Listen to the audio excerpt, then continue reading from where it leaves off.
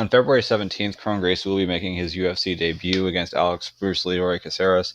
We haven't seen Kron for a while, so what I'm going to do is I'm just going to break down what we've seen from him in MMA so far, what he's accomplished in Jiu-Jitsu, and then just kind of give my commentary on where I think he's going to end up fitting into the UFC featherweight division and what kind of career I think he's going to have, or at least what he's capable of having. So if we're going to look at his MMA record first, his debut was in December of 2014. So that would be, technically 2014 would be 5 calendar years ago, but that's probably about, if you could count all 2015, 16, 17, 18, you're looking at a little over 4 years of an MMA career. But he won that first fight by armbar in 1 minute and 5 seconds. Had another fight over a full year later, so that was in 2015, December 31st. Won that fight in a little under 5 minutes by triangle choke. Fought Hideo Tokoro. I believe it looks like 9 months later after that, won that by rear naked choke, and then he fought 3 months later in December of 2016 against Tatsuya Kawajiri, this being his most high-profile fight, and he won that fight in the second round by rear naked choke. So when I watched the Caligiuri fight, what I was interested in seeing is how he would be able to strike. Kawajiri's a pretty solid wrestler, pretty good striking too. He tends to be a little bit wild and throw wilder punches, but he's still pretty solid, tough to take down. And I wanted to see how Kron was able to get the fight to the mat and ultimately win by submission. And the answer to that is he just pulled guard 3 separate times. But there's still, in order to pull guard, you actually have to be able to get close enough to a guy and close the distance. So it was interesting to see how he went about doing that. With his upcoming fight with Leroy, Alex is very good at throwing from a distance. He's pretty good at circling as well. His wrestling isn't the best. Jiu-Jitsu, he's very offensive, but there are some gaps where a guy like Kron Gracie who's really tight can kind of fill in there and dominate. I think if Kron gets the fight to the mat, even though you're used to seeing Leroy throw up a lot of crazy submissions, I just feel like he's going to get crushed, and it's not going to look good for him. So if we're going to start off by looking at how Kron fought against Kawajiri, let me just start this right here. It looks fairly stiff with his striking. He's eating the kicks, which could be a problem, especially with Caceres. Caceres is definitely going to be able to find those kicks and find those opportunities. And what we're not seeing from Kawajiri is he's not doing a good job of circling. He's just kind of moving straight back and then moving straight in if he's punching. Weirdly enough, they weren't throwing elbows here. I don't know if that was a rule with Ryzen or what the reason for that was. But there was a lot of dirty boxing in the clinch, just like what we're seeing right here. Well, what's worth noticing is that whenever Kron does get into these dirty boxing ranges, a lot of times it looks like it's just an arm punch. It's not like there's a lot of hip movement with it or shoulder rotation. And as a result, it doesn't look like he's ever really getting close to rocking him. And what I noticed in some of the pre-fight stuff that we saw as well is that Kron's, when he was shadowboxing at least, because that's really all we got to see in it, the shadowboxing looked pretty stiff. So at least in his last fight, his striking looked fairly stiff, and the shadowboxing leading up to this fight, it looks fairly stiff. So it's probably safe to assume he's going to look pretty stiff on the feet on Sunday against Alex Caceres. But what will be interesting is that though he leaves the opening for the kicks, as you're seeing again and again, will he be able to walk Caceres down, clinch with him, and ultimately either pull guard and be able to finish from close guard, which is a position he's really good at, or is Caceres going to be able to just kind of point fight from the distance and maybe eventually land a big head kick or something to that effect and get a finish that way? So just to give an idea of Kron's jiu-jitsu background, everyone knows that he's the son of Rickson. But as far as what he's accomplished in competition, these main achievements here are the black belt achievements. So he was a world champion at ADCC, which is a no-gi championship. Technically, it's submission grappling with ADCC. It's not technically a jiu-jitsu tournament, but the top guys there are almost always jiu-jitsu guys. The main difference being is that with most jiu-jitsu tournaments, they don't have as quite a big a value on takedowns, whereas in ADCC, takedowns tend to matter a little bit more based on the scoring system. But he did win ADCC in 2013. He was a European champion. Now, for jiu-jitsu, they have what's kind of considered a Grand Slam. So if you think about tennis, how there's a Grand Slam where it's like Wimbledon, US Open, Australian Open, and French Open. In jiu-jitsu, the Grand Slam would be Pan Americans, Europeans, Worlds, and Brazilian Nationals. So European Championship is a huge championship to win. This Jiu-Jitsu Expo Super Fight Championship, not sure that means a whole lot. But at World Championships at Black Belt, he finished second place in 2011.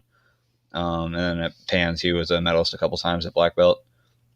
Also won Worlds at the lower belt, so he was a Pearl Belt World Champion and a Brown Belt World Champion. What's nice about this BJJ Hero site is they actually give not just a record, but then also the matches that he had. So he lost to Sergio Moraes by an arm and Ezekiel choke. Ezekiel choke's more of a gi choke. It's not something you would see in MMA, though Sergio Moraes is in the UFC, he's in the welterweight division. So it kind of gives you an idea of a guy who's at least at or around his level, if not a little bit higher, than how he's done in the UFC so far. Lucas Leite, he's lost to. Had a win over Jan Cabral, who had fought in the UFC for a little bit. Beat Enrico Coco, lost to Marcelo Garcia, lost to Lucas Leite again. Another loss to Sergio Moraes on points, or on an advantage, really. Beat Leandro Lowe, that's pretty big. Michael Lange, that's a big win. Gilbert Burns, who's in the UFC, was getting close to the top 15 at lightweight before he lost to Dan Hooker. But he lost 9-2 to Gilbert Burns back in 2011. Another loss to Marcelo Garcia. See, Victor Estima, Zach Maxwell with a win over him. That's kind of surprising in 2012. Beat Otavio Souza. And then here at the bottom is where you have that ADCC run, and this is pretty impressive. So he beat Andy Wang by a rear naked choke, Gary Tonin by a rear naked choke, JT Torres, who I know he's a medalist at a world championship, but I remember he may have won I'll have to click on him and see what his accomplishment was. I feel like he might have won a Worlds at Nogi or won something huge at Nogi, and Otavio Souza in the final. So in his last major run in Brazilian Jiu-Jitsu in 2013, he had some major wins to get that ADCC championship. Just to answer a question for myself, I'm just going to look up JT Torres. Not that this is super duper relevant for the fight coming up against Alex Caceres, but just something I'm interested in seeing. Let me see what JT is a guy who I think so JT was an ADCC champion last year. So that's a guy who Kron finished 4 years ago in ADCC. So big win there, and JT, I think his interest is more in jiu-jitsu, but he's a guy who's actually got pretty good wrestling and amongst jiu-jitsu guys, so he'd probably make a pretty solid transition to MMA if he ever wanted to. But back to Kron Gracie. So from what you kind of saw there is that there are other guys who are sort of at his level in Brazilian Jiu-Jitsu that don't have the name necessarily, who have gone to the UFC, like Sergio Moraes and like Gilbert Burns. Those guys, at least from a striking standpoint, they're a lot more loose than what I've seen from Kron.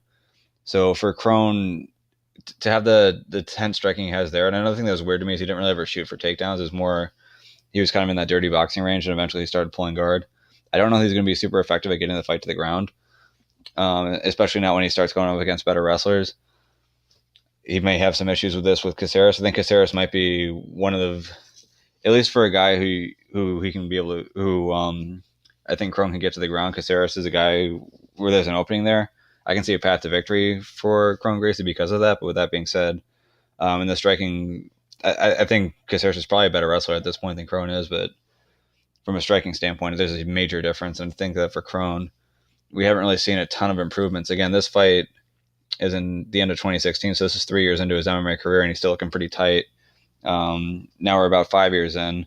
The shadow boxing hasn't looked great. We'll see what he actually looks like on Sunday, but to me, the striking's not ever going to get to a point where he's going to be able to hang with some of the better guys at featherweight.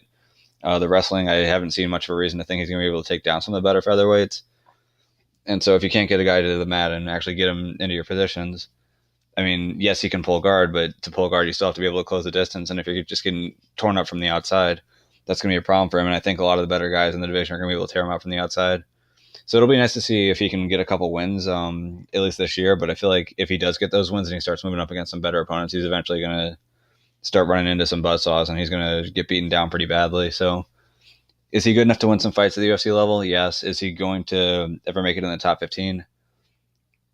I don't think he will. It's possible that he might, just based off of his name, that just the people who are voting in the rankings might kind of overrate him. But do I ever think he will legitimately be one of the top 15 featherweights in the world? No, I don't. So it'll be nice to see how he fights against Caceres. I'm interested in that. I'll do a post-fight study on that too, just to see how it works out. But to me, Kron Gracie isn't a guy who is a future champion by any means. I think some of the issues that we saw with Mackenzie Dern might become issues with Kron as well, as far as at least what we see inside the octagon. And at the end of the day, though it's going to be cool to have an ADCC champion fighting in the UFC, I don't really expect a whole lot from him in terms of MMA accomplishments.